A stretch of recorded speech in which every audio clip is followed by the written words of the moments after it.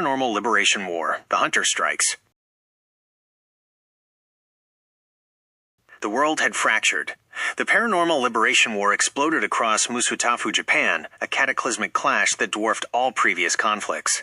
Buildings crumbled, flames roared, and the very ground convulsed under the onslaught of quirks operating at their peak.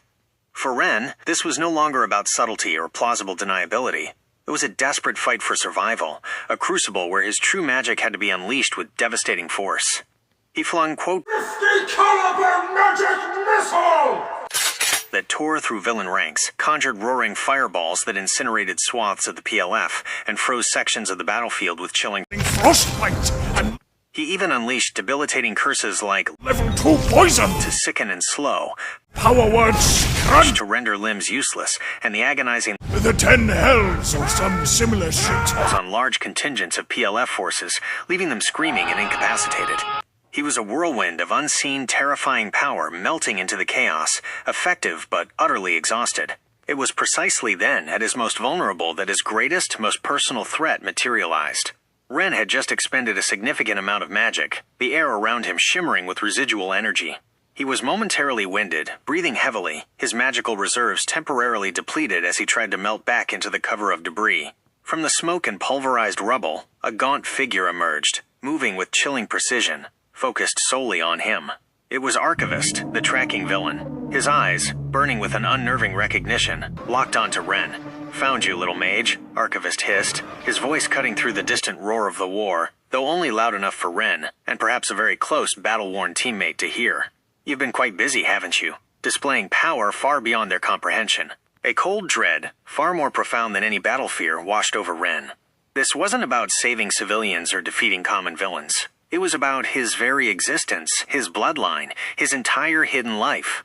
He knew this moment might come, but the reality of being directly hunted by the only person who truly understood his power was paralyzing for a split second. Archivist's quirk, perhaps a form of localized sound dampening or a subtle spatial manipulation, allowed him to temporarily isolate Ren from the immediate main combat, drawing him into a mini-battle within the larger war. Archivist didn't care about the surrounding heroes. He wanted Ren. The villain immediately attempted to subdue Ren, his movements precise and calculated, trying to restrain or disorient him. Archivist knew Ren's weaknesses, his physical stature, his reliance on secrecy. Ren, despite his magical exhaustion, fought back with desperate fury. He threw out a desperate stepped-on-a-Lego or a nosebleed spell, but Archivist, prepared for these unusual attacks, dodged or absorbed them with a sinister grin. "Weak little mage. You're tired. Your ancestors were stronger," he taunted, his voice laced with cold triumph. "Where's your shiny trinket now? Can't hide when I know what you are." Pushed to the absolute edge, facing imminent capture or exposure, Ren's instincts screamed. He could feel the ancient power of Excalibur pulsing within him, begging to be unleashed. He was cornered, unable to call for help without revealing too much, and his usual spells were barely holding Archivist back. His hand might even reach out, a faint shimmer of golden light briefly flaring around him.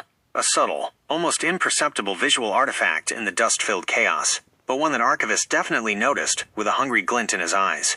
Just as Ren was on the absolute verge of making the ultimate choice, the larger war inevitably intruded. A thunderous AP-shot explosion from Bakugo ripped through a nearby structure, forcing a violent break in their personal battle. Archivist snarled in frustration, his plan interrupted. "This isn't over, mage. I'll come for you when this is done. The world will know what you are," he vowed, melting back into the chaos of the inferno, leaving Ren stunned and trembling. Ren was left utterly spent, not just from the magical exertion, but from the profound terror of being directly confronted and known. The emotional toll of that personal, isolated duel far surpassed the fear of the general war itself. The encounter confirmed that Archivist was real, dangerous, and utterly obsessed with him. The game of cat and mouse had become a direct personal hunt.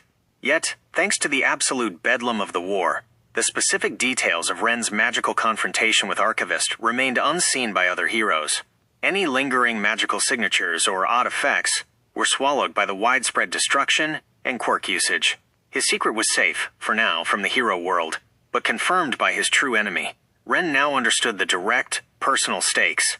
His paranoia resurfaced with renewed vigor, but so did his grim resolve to master his magic and protect his secret, understanding that a very specific, intellectual enemy was hunting him for it. This encounter changed everything for him.